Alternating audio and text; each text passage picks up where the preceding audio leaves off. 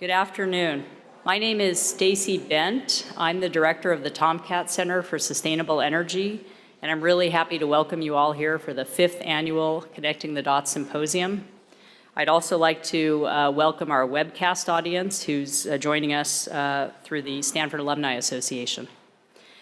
So as in past years at this symposium, we're going to explore developments in the food, energy, water, and climate nexus. Some of these developments, especially the drought in the western United States, have heightened our awareness of the significance of these interconnections.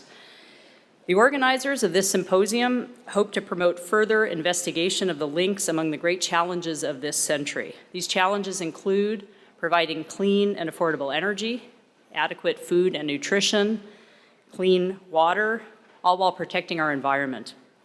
At Stanford, in addition to approaching these challenges as individual problems, our researchers are also vigilant about exploring the interconnections among them. We consider how decisions in one area can provide co-benefits in another area while avoiding unintended consequences. This year's symposium returns to food as the focal point, as it was at the very first Connecting the Dots 5 years ago. The impetus for that first symposium came from one of our most important supporters, Kat Taylor. Kat's interests, like our own, span the energy, food, water, health, and climate continuum. She encouraged us to share our knowledge of the connections among these topics with our students, colleagues, and friends from the community in a forum such as this one. At the end of the first Connecting the Dots, Kai Lee of the Packard Foundation and Williams College insisted that the perspectives presented at that meeting should be published because only Stanford was committed to an interdisciplinary approach to these issues in that way. That resulted in the publication of a book, The Evolving Sphere of Food Security, edited by Roz Naylor, who's director of Stanford's Center on Food Security and the Environment, with contributions from many Stanford faculty. And I'm pleased to say that the book was published with support and part of the Tomcat Center. So I'd like to especially acknowledge our appreciation of Kat Taylor and her husband, Tom Steyer, for their commitment to the Tomcat Center and also for this, their commitment to the symposium. So we're going to begin the afternoon by looking at global food security, having adequate supplies of affordable food throughout the year for a healthy and productive life. Our panel will explore links between food and conflict, between food and health, and between food and education and development.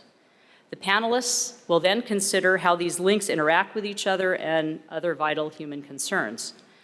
After a brief intermission, you will have a choice of an interactive breakout session led by a Stanford graduate student or postdoc on a specific food-related challenge. You can see the list of the choices in your program.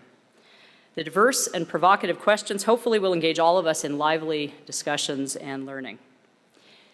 Culminating the day, we're very fortunate to have Karen Ross, Secretary of the California Department of Food and Agriculture, who will be joining us. Karen will talk with Stanford's Pam Matson and Roz Naylor about the state water crisis and related topics. Then I hope you will enjoy a reception starting at 5:30.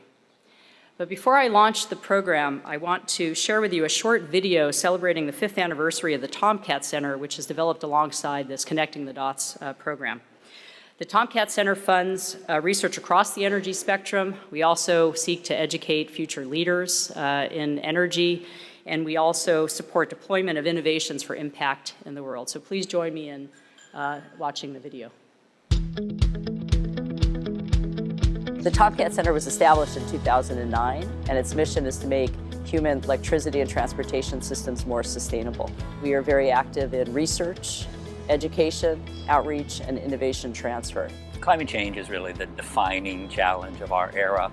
One of the reasons I think the Tomcat program is so exciting is that it puts the focus right where it needs to be on the details of the implementation in order to make proven technologies really work.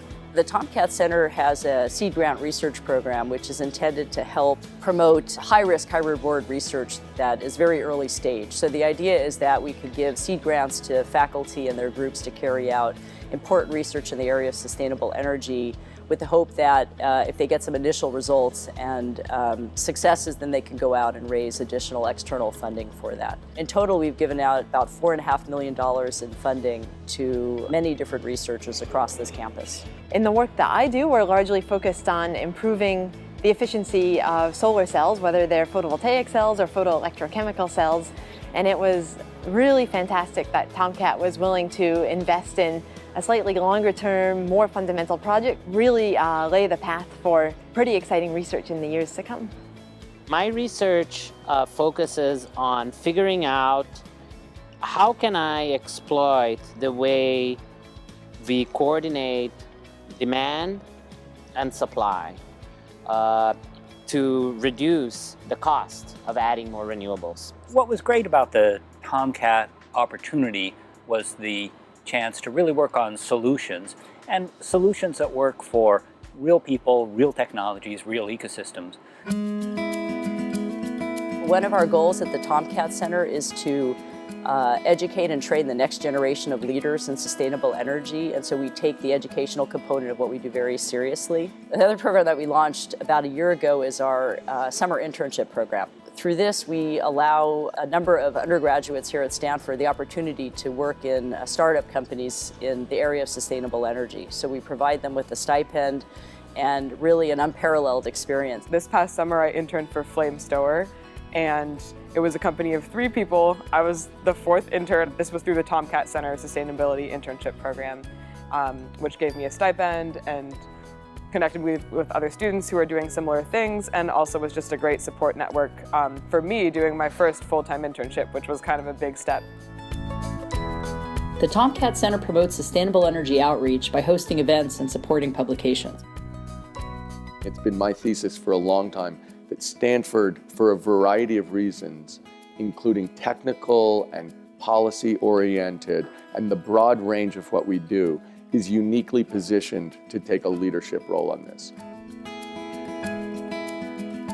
The Tomcat Center launched our Innovation Transfer Program about a year and a half ago. This was motivated by a desire to really have our work have the biggest impact it could. We also wanted to help get these wonderful inventions and discoveries out of the laboratory and in use in the energy systems globally. Tomcat funding was really important to us because we had developed an idea at the bench scale that looked very promising, but this idea is only a few gallons per day of water being treated. The Tomcat Center funding allowed us to move to Delta Diablo in the North Bay and build a pilot facility and test it there, and that was critical for proof of concept at a believable scale.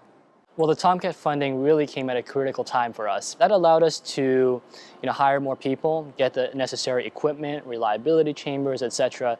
I think the number one thing we got from Tomcat was early validation. Before we received any grant funding from the federal government, before we received any venture capital funding, all of which we have now, Tomcat was the first organization to say, there's something here and we want to support it. And not only was it funding, it was constant connections to opportunities, potential customers, potential employees, potential partners. For too long, we have equated energy with the consumption of natural resources. Apart from being cheap and clean, data is different from all other resources. It is the only resource which is growing. If we're successful in our mission, we can dramatically reduce the soft cost of a solar PV installation. If we can allow our solar installers to go all the way from performing a preliminary site assessment to generating a permit set in one streamlined application, then the possibilities are huge in terms of making solar installations competitive with conventional energy sources. What we can do together is much bigger than what we've done so far, and that's really something I care a lot about and hope will happen.